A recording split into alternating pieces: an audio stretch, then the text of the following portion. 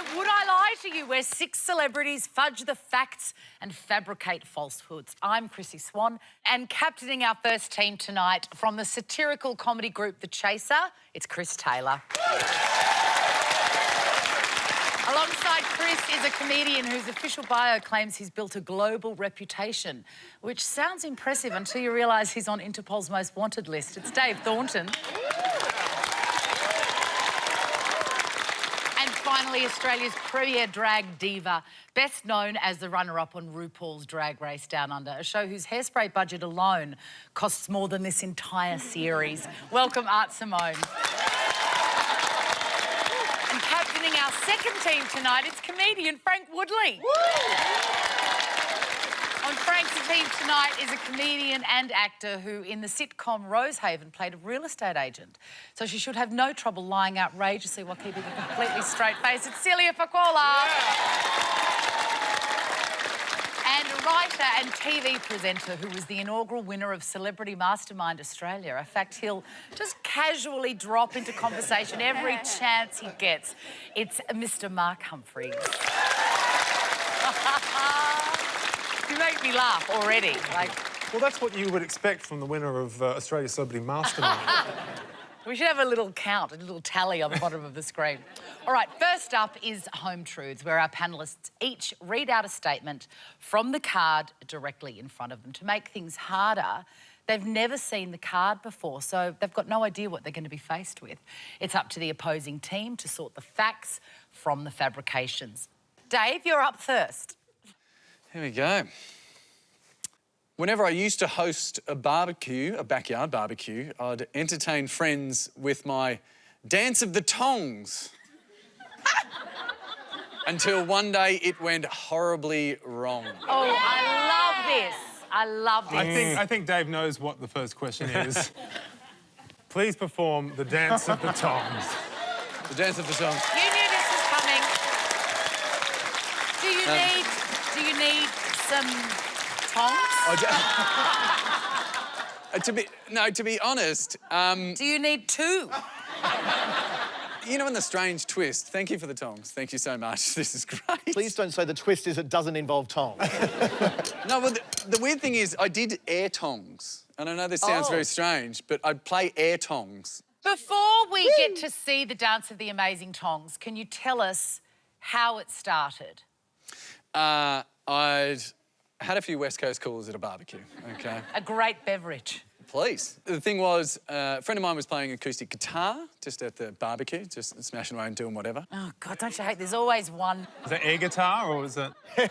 No, this was genuine guitar. Real guitar. Oh, what a shame. It was a real one. Yeah.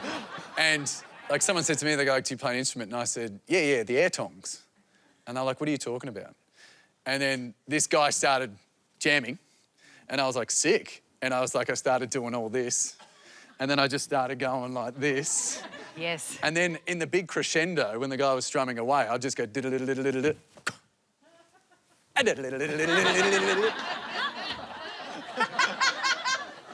And just keep doing that. It looks a lot like something else. Although, Chris, if you can do this... you've got a detachable penis.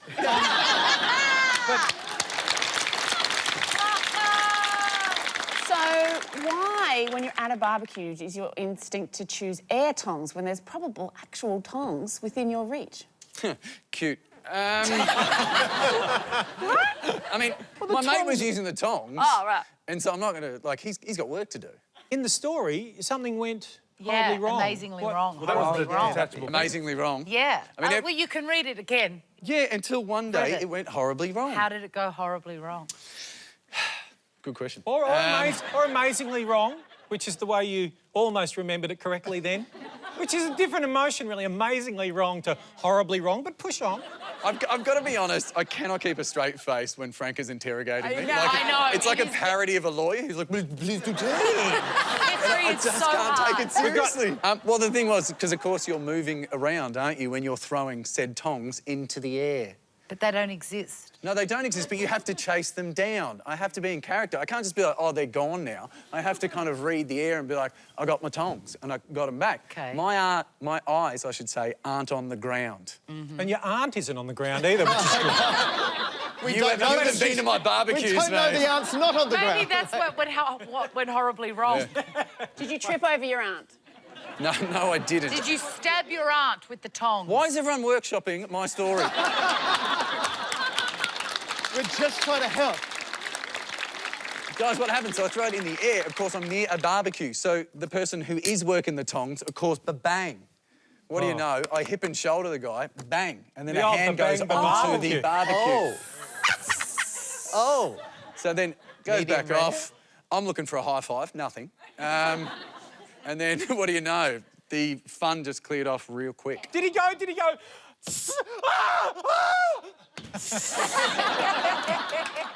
And there were men going, oh, no, I'd give it a bit more than that.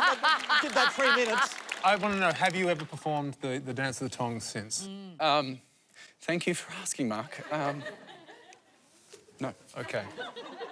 Well, I think we need to see the dance of the tongs. I think you're in a safe place.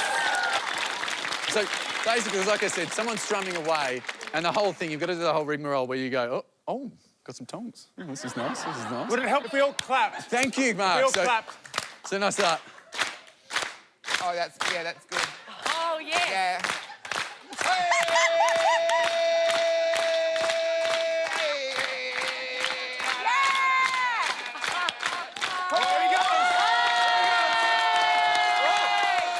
Is he going to catch it?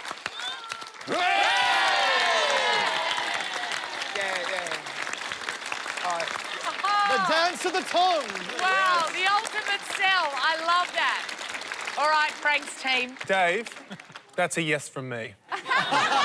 You're going to Sydney. Frank's team, I think we've seen everything we need to see. I think I've been won over by the whole kind of package. So, so I want to believe. I want to believe in air tongs. So I'm going to go. Let's say that's true. If you pulled that air tong dance just out of your back pocket just then that's impressive. I think he did that. I believe that he's got the talent. He's got the mime talent. I think it's probably not true. I think he can definitely do that, but Truth or lie, so up it's to you. Frank. yeah, It's it's Okay. up to you. I'm going to say I believe it's true. Frank says it's true, Dave. Okay, it is a lie.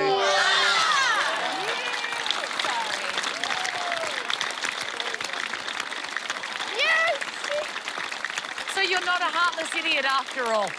No. Amazing. All right, Frank, you are up. Oh, OK. Read All your right. card. I once spent a day posing for photos for a medical textbook.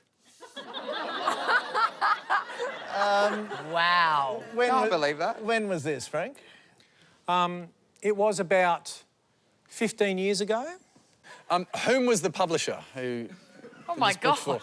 I believe it was Simon and Schuster. I've been watching Downton Abbey, whatever. I think it was La Trobe University Publishing or something like that. Were you naked? Yeah, what Everybody part of your wants body? to know, Yeah, were what, you naked? What I was part of your naked. body?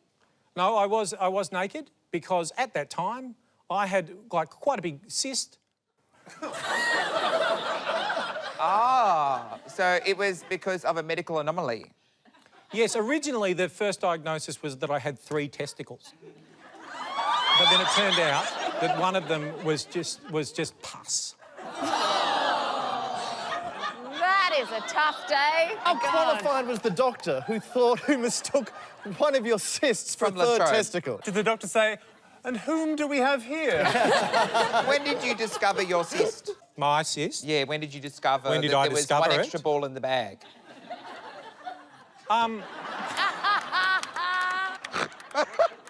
It swelled up quite quickly, and then after 5 days, I went to the doctor, and he went, "Oh, for a moment there, I thought you had a 3rd testicle," you have which eye is the kind contact of at the banter time? that doctors get into, as I found.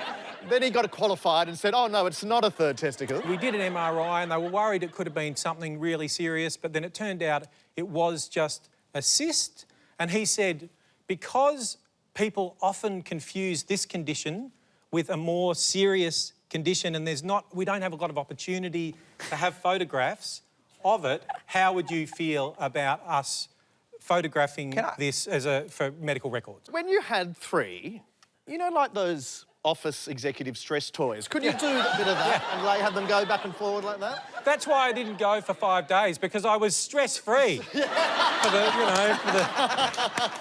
So much fun. Was it very visual? Was it lower than the other testicles? To me, this is just my opinion. Like, I thought from an artistic point of view it looked better. Did they ask you to shave the area pre...? No, they actually didn't, because that was part of the thing. If they wanted it to look kind of more or less like it would present itself in... And you've seen the photos? Oh, they're great photos. What do you think's on his Christmas card this year? Jingle bells. I do have a copy of the book, but it's on the bookshelf somewhere. It's not as if everybody who comes through, it's on the coffee table, and I hope they flick through to... Oh, I've just realised, I'm so glad it wasn't a pop-up book.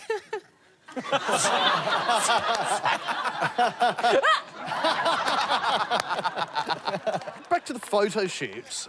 Like... The photo shoot. We didn't think of it so much as a photo shoot. No, was it a bit like, OK, work it, or was it sort of medical photography? It was so similar to medical photography that it was medical photography. It was medical photography. Virtually indistinguishable from medical photography. So when medical paparazzi take photo of your boards... They just jump out of the bush. Thank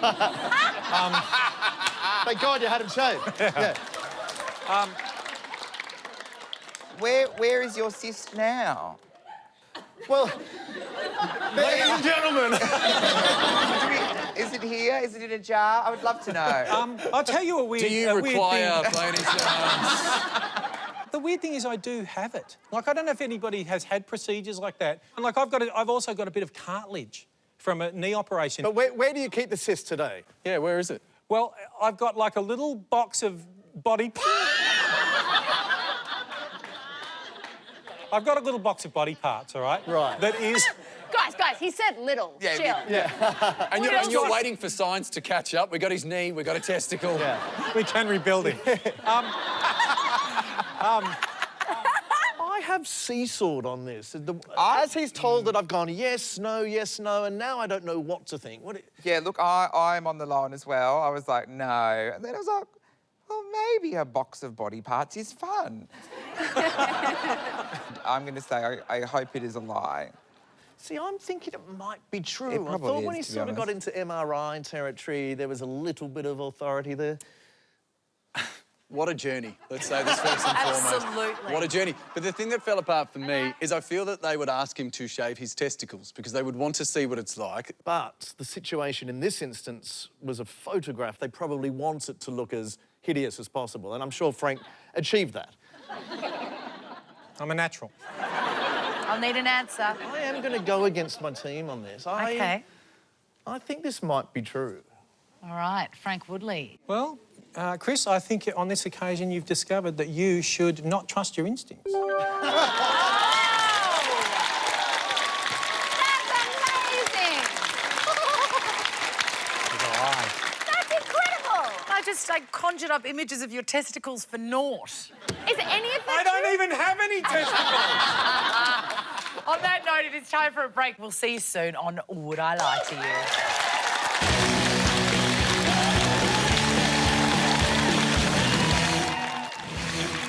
Welcome back to Would I Lie to You? Right now, we're in the middle of Home Truths. Celia. Yo. You are next, Okay. my love. Okie dokie. I can't turn right in the shower.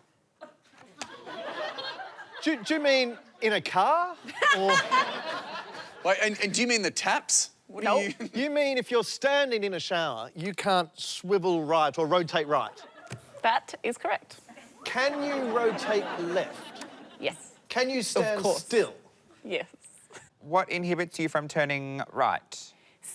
Is it political? Yes. That's it. Are you like when the water goes down the plug hole in the northern and southern hemisphere? Does it swap when you go to America? Oh, yes, you can't turn left in the Northern Hemisphere. I can't turn right in the shower because it feels weird. Like, if it feels weird, I feel like something bad will happen if I turn right. There's not an obstacle preventing you from turning right. No, like Or a that soap is dispenser. fine. It's just a mental thing. Emotionally, you don't feel a right turn is in you. No, I feel like something bad will happen. It feels wrong, and I've tested it because I'm not an idiot.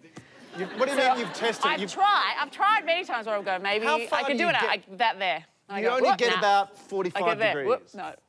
Why I do go, you... nah. And then you just freak I have out. to go, if I want to pick up something that's over there, I have to go that way around. Is it unique to the shower, or if you're dancing? It's genuinely just the shower. It's for just as the long as shower. I can remember. Just your shower or all showers? All showers. When you shower, are you facing the shower head and the wall, or are you facing away from the shower head? Taps. You Always face taps. Who just, is that, am I the only one who does that?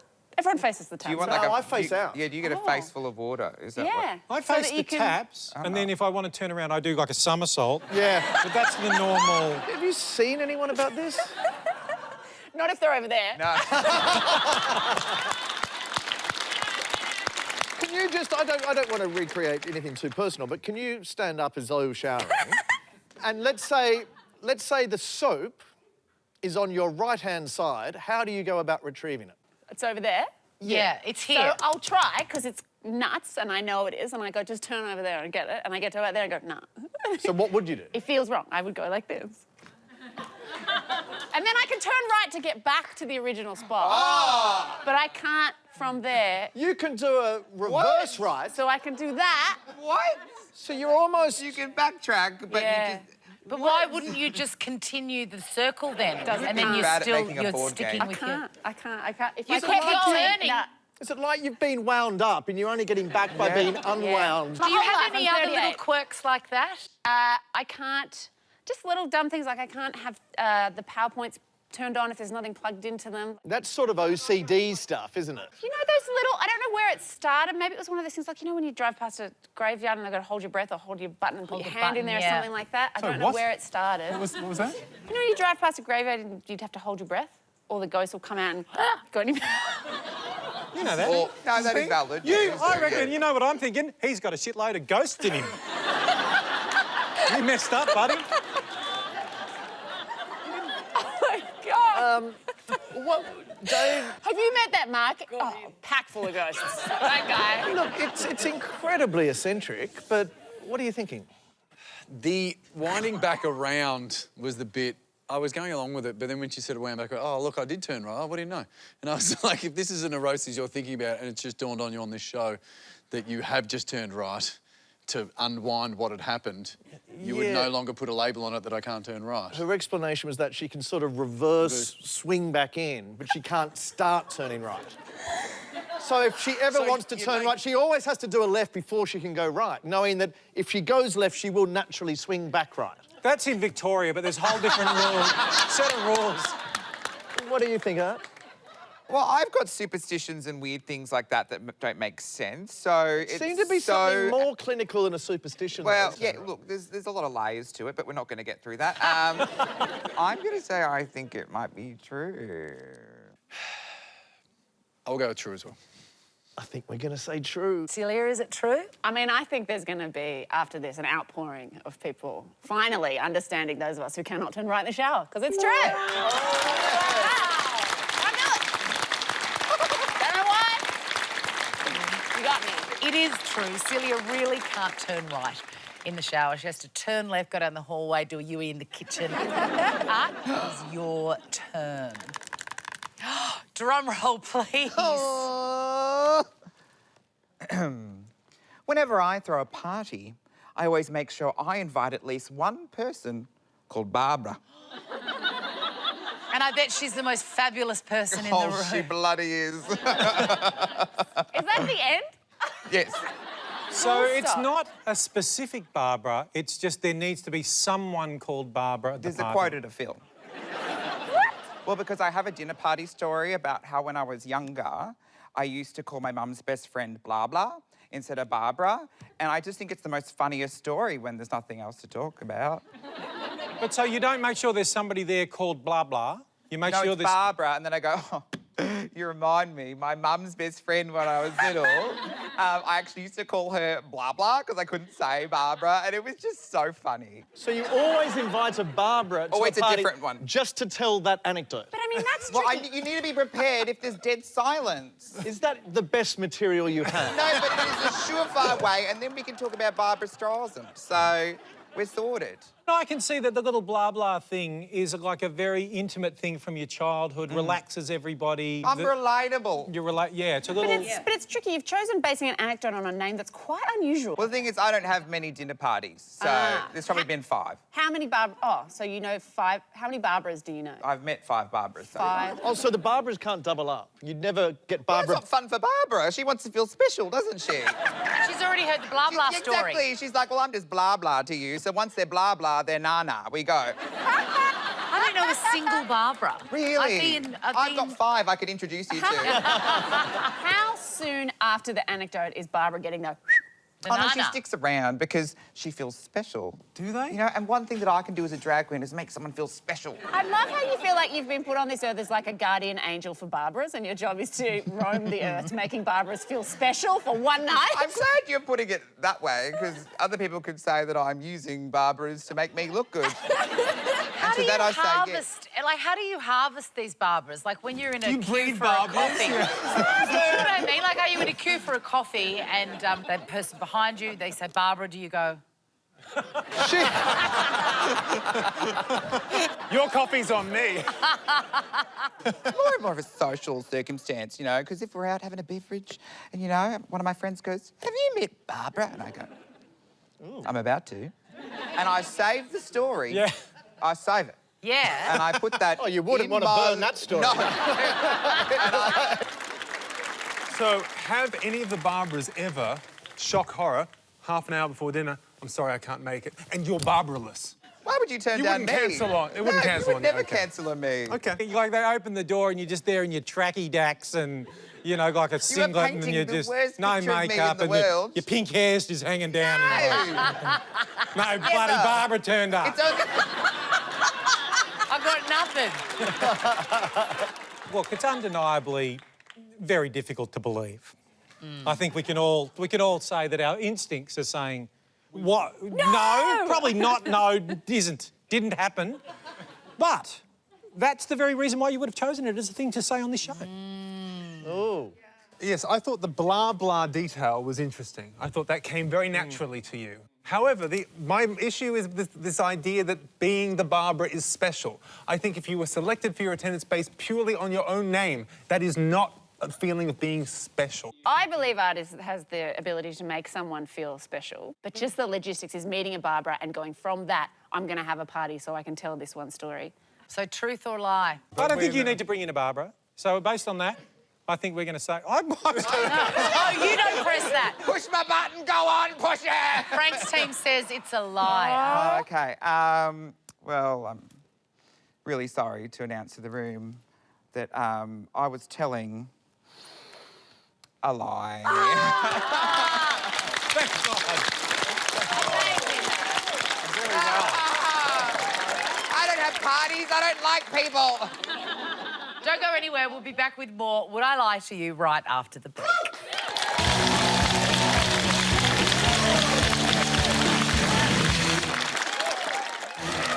Welcome back to Would I Lie to You? And our next round is called This Is My. It's where we bring on a mystery guest who has a close connection to one of our panellists. This week, each of Chris's team will claim it's them that has the genuine connection to the guest. It's up to Frank's team to spot who's telling the truth. So please welcome this week's special guest, Joy.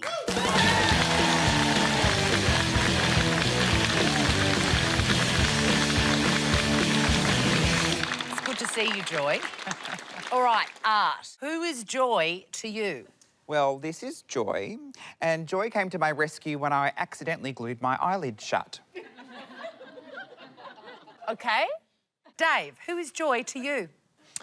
This is Joy, and she was responsible for my first ever visit to a brothel.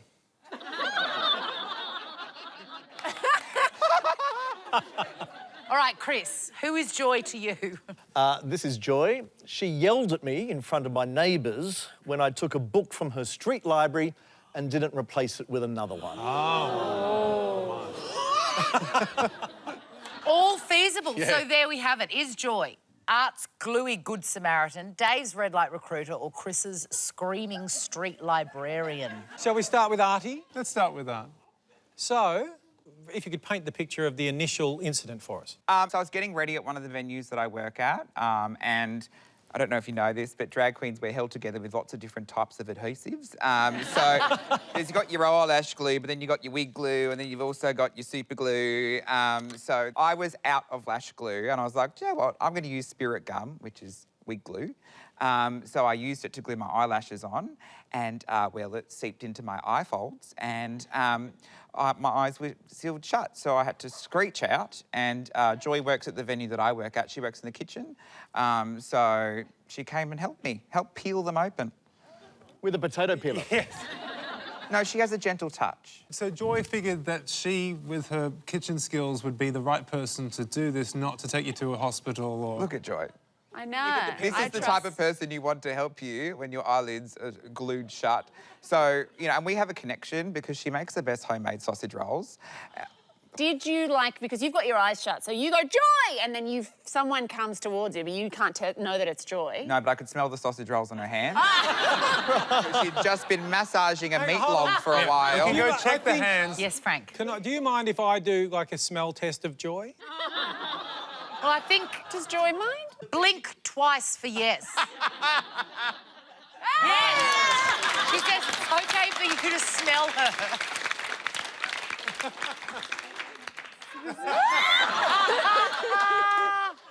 Is there any sausage roll?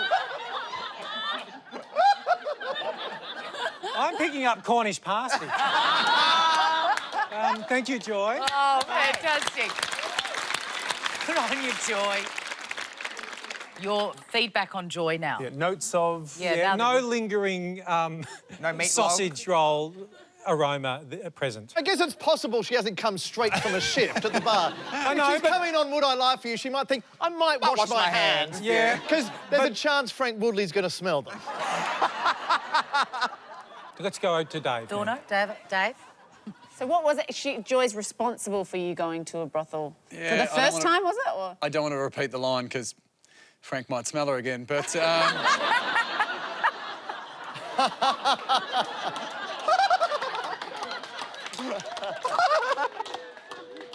Please. When Joy can talk, we're going to break this apart, OK, Joy? A lot has happened. So, yeah, she was responsible for my first visit to a brothel. Could you please elaborate? Why? I was working at a medical supplies company. Uh-huh. And, yeah, Yeah. and it was a box of lubrication. And I had to deliver it there. She is my boss, was my boss at the time. So, I mean, there's so many things about this that I'm like, what? You worked at a medical supply place. Why are you delivering? And part of your job was delivery boy? Man? What was your title at the medical... Yes, what Yeah. was your title at the medical supply? Delivery man. Like, I had my licence, I had pubes, thanks very much. Lube delivery. Lube-mobile, oh, I misread this. So you arrive with a box of lube. Yes. The receptionist signs for it. Yes. And then what happens? It was fairly underwhelming. It's just the woman on the front desk. And, of course, as I said, I was a young man. She's like, how can we pay for this? And, of course, no, money. Money, of course. It would have been great if you'd said, how can we pay for this? Like that. And then a series of women just came out, one after the other, and just went... Then we gave you, like, 15 minutes. Now get out. What did you do at the brothel? I saw the Muppets. It was amazing. I don't like where this is going. Let's go to Chris's. Let's go to Chris's story. Who is Joy to you? This is Joy, and she yelled at me in front of my neighbours when I took a book from her street library and didn't replace it with another one. What book did you take? It was Koshie's joke book. Get out. Volume 3. What? No less. Koshie? Yes, David Kosh. I think Volume 2 is the classic. Now, why would you take that book? Did you burn it? Well, I've always been interested in joke craft. So when I saw it in Joy's Street Library, I didn't hesitate to take it. Now, when you say Joy's Street Library, now, to my understanding was it's a sort of like, it's a community thing. Joy has her own street library. She's sort of, it's all Joy's. It's in front of her house. And the fact that you know so, and you seem to be talking about street libraries with a sense of respect for the institution, yet you, which I think, when you said, I didn't replace a book, there was a ripple of disgust that went through this room that was so palpable. I didn't know the protocols. What? Normally, when you go to a library, if it's a school library or a university library, you borrow a book, that's the end of the process. You don't go, shit, do I have another book on me to put back in the shelf? That's not technically the truth. The traditional system is that you borrow the book and you return it. Yes. Joy's about to start yelling again. You don't want to start her. How outraged was she? How angry did she get? For a librarian, she was pretty noisy.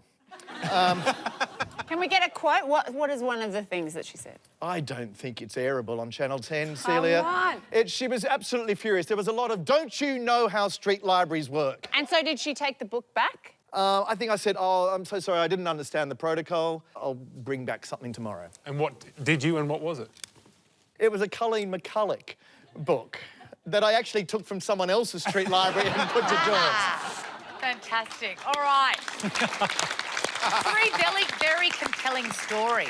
Is Joy Art's gluey good Samaritan, Dave's red light recruiter, or Chris's screaming street librarian? I think the word impossible comes to mind because they're all good. And also, Joy's doing an incredible job of just being so neutral, not giving anything away. Something only a librarian could do. My instincts are taking me towards Art. I can see her with the eyelids being stuck together and Joy coming to help. And I can pick. You've got lovely hands and nails, Joy, on paper, and I can see you making sausage rolls. That's going to be very offensive if that's. I disagree. I actually don't think it's us. I love the details of Chris's story.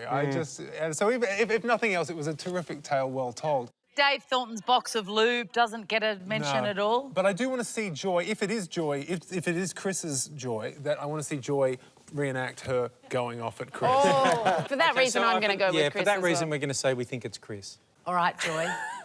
Please reveal your true identity.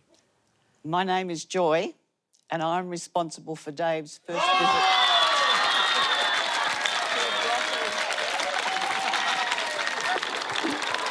Happy birthday, love. Thanks, mate.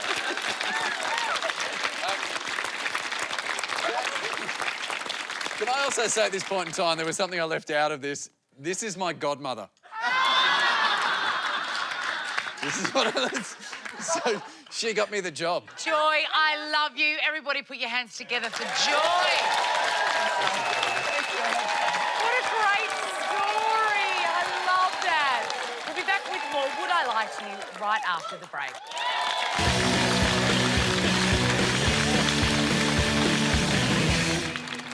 You are watching Would I Lie to You, the show that plays fast and loose with the truth. It's time for our next round, Possession, in which a mystery object may or may not belong to one of our panellists. It's up to the opposing team to work out whether the story is the truth or a lie. Art, can you please read the card and then reveal your possession?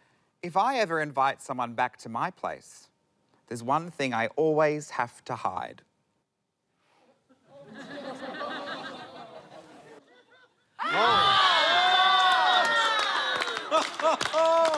It's terrifying. Who's this? My goodness. Oh, this is Chucky.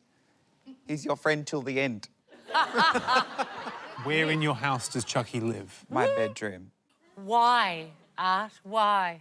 I'm single. And as you can see, he's already in the position of being a big spoon. So when nights get lonely, you just... Oh. See, that's quite heartwarming, isn't it? That would have to be one of the most adorable psychotic babies I've ever... I could have believed that you were like you had a kind of a morbid cinema fascination. Like a lot of people decorate their house with paraphernalia. But the cuddling of the psychotic baby, you actually cuddle it in bed. Well, wouldn't you? I think the word that comes to mind is no. Why do you hide Chucky when people come over if you're not ashamed? I just saw the way you reacted, so... Is it just me? But if you put a little piano in front of Chucky, look a little bit like Tim Minchin. Wow. Canvas bags. When she cuddled it, she did seem... She seemed genuinely terrified. Well, don't make it a Nazi as well. Yeah. Jesus. That was a wave. That was just a wave. Frank's team is Chucky Art's partner. So my feeling is... Well, no. Well, I wasn't convinced about the way that she, you know, nestled with it. What do you think, Mark, what's the correct way to nestle something hideous like this? I just don't know. I just feel like I don't think you'd want that in the bed. I think she's bluffing us and it actually is true, but I don't know. OK. I don't think she cuddles it at night, so based on that, we're going to say that we believe it's a lie. It's a lie. Art? I'm here to tell you that I was telling the truth. Should have trusted you. You should have trusted her. I might be the mentalist. Am I the mentalist? Yeah, you got might be. You are the mentalist. I am. All right, Celia. Hi. It is your turn. Okay. Please put your possession on the bench and then read the card. Okay.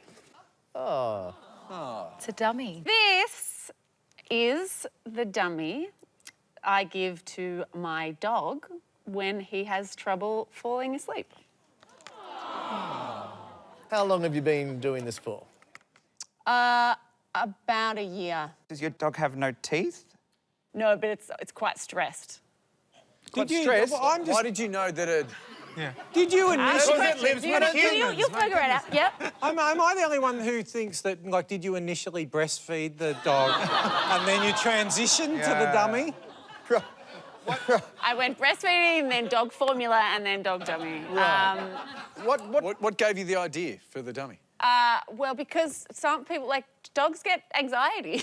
So I was in the chemist and I thought I just wonder if that'd comfort him. I to would- chew on the dummy. I want to inspect the dummy. Sure. Mark, can you come around? Oh,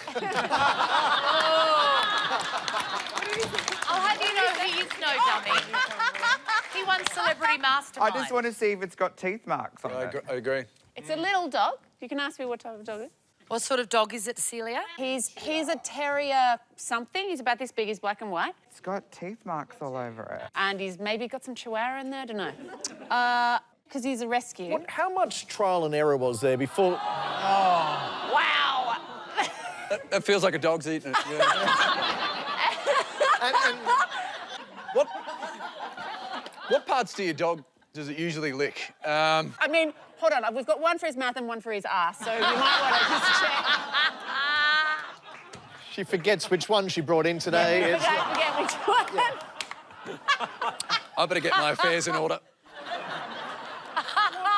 Can we just rewind a bit here, Yeah. Seal? Like, how long had your dog had a sleeping problem for? It's not even sleeping. He can sleep. So it's lockdown stuff. We got another dog. Jimmy, very stressed. And then we got a puppy. We got a puppy in lockdown, a lockdown dog, and that seemed to stress him out even more. So it wasn't that he just seemed freaked out all the time. And Jimmy is the name of the dog? Jimmy Chocolate Chip is his full name. Jimmy Chocolate Chip. Does Jimmy keep the dummy in its mouth for the duration of its slumber? We kind of just don't. Or do you need to sort of keep every 10 minutes going back to him? Sorry, just shove the dummy back in its mouth. It's so fucked up. What's worse is when it drops out of his mouth when I put him in his baby Bjorn. No, I'm kidding.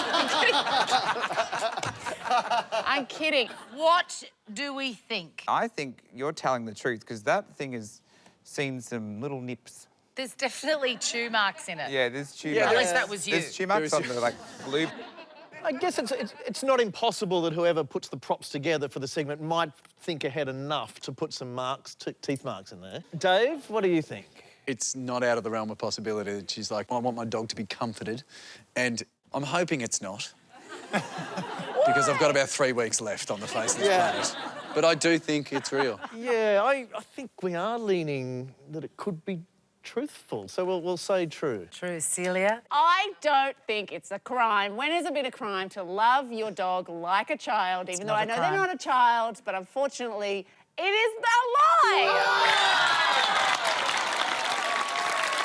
Thank you. You're going to survive it, Dave. You're going to survive it. But it has been up my ass, Dave, so... Anyone who's had a dog knows that there's no way a dog would leave it like that. What were we thinking? Am I right? That was never going to be true. Oh, my God, that was so much fun. Don't go anywhere. We'll be back with more Would I Lie to You right after the break.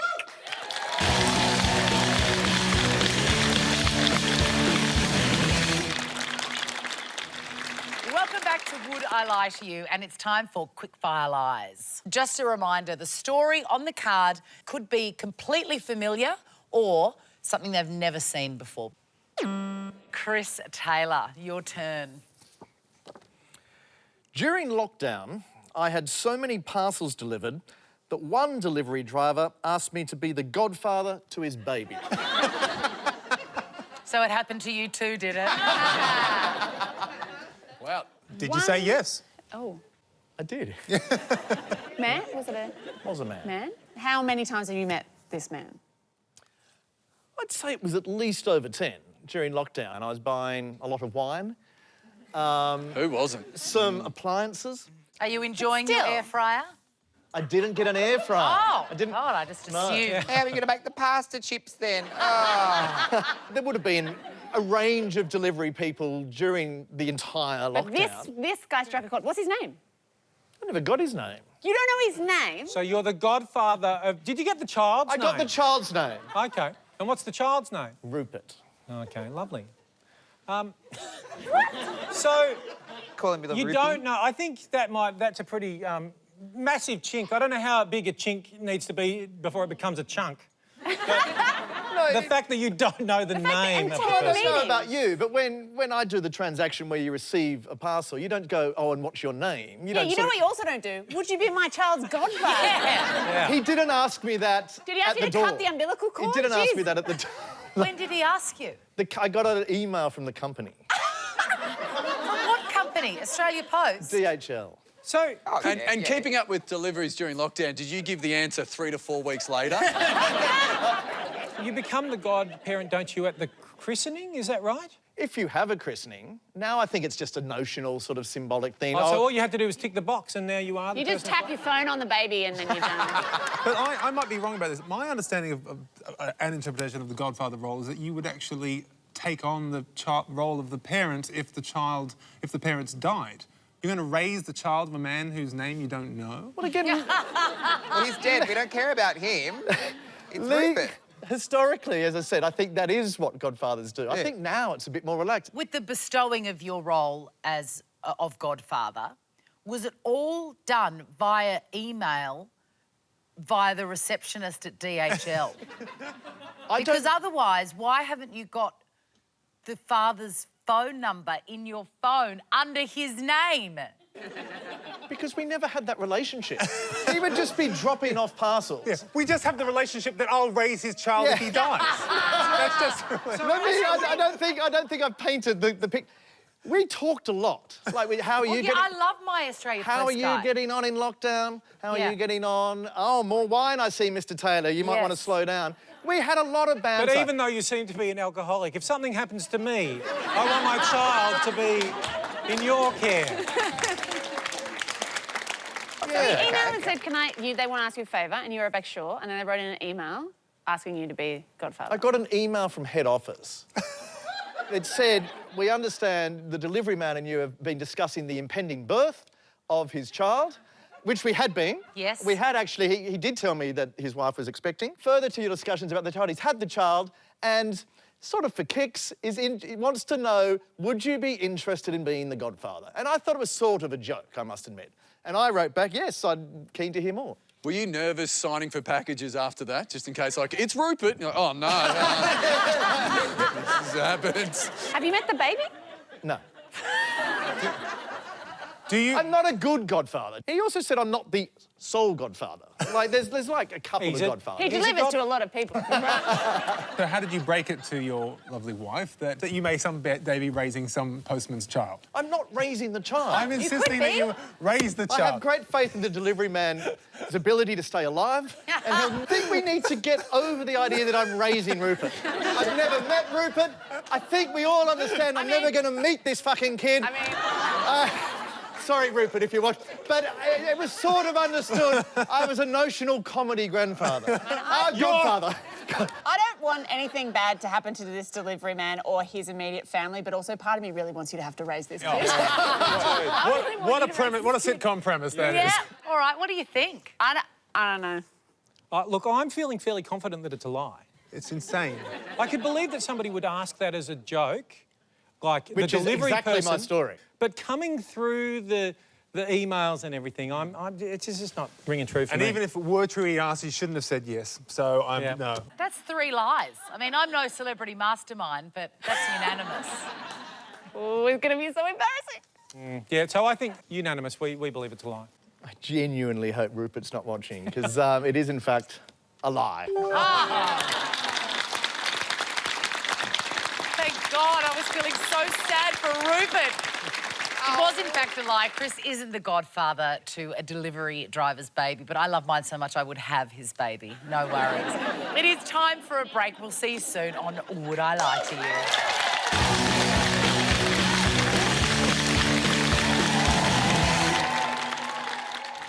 Welcome back to Would I Lie to You, and we are in the middle of the round we call Quick Fire Lies.